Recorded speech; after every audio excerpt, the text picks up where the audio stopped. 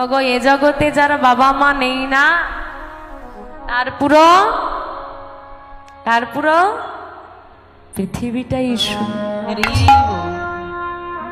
কারো যদি বাবা মা না থাকে,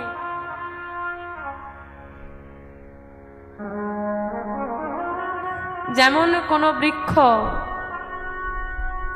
ছোট্ট চারা গাছ,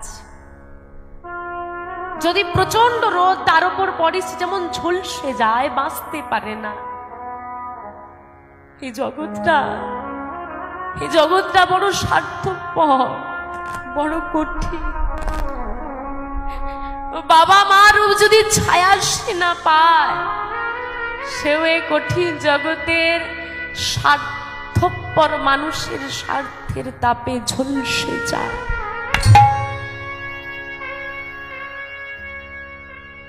ভাবতে পারো, আমরা বলি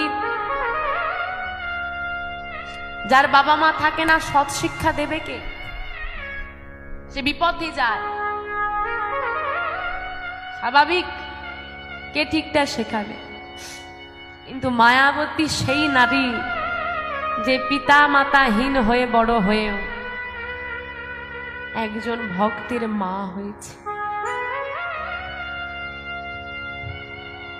বাবা মা নেই মেয়েটা, একটু বড় হলো, স্বামীর সংসারে এলো মায়াবতী, বিবাহ হলো দ্বিজ ঘোষ নামে এক ভক্তের সঙ্গে।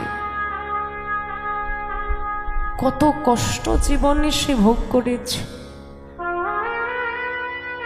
যে ছেলেটার সঙ্গে বিয়ে হলো বাবা, সে বাড়িতে আর্থিক সচ্ছলতা নেই, টাকা পয়সা নেই, কিন্তু সুখ আছে। ঈশ্বর পরম কৃষ্ণ সচ্চিৎ আনন্দময়ী বিগ্রহ, অনাদির আদি, যিনি সর্বকারণের কারণ।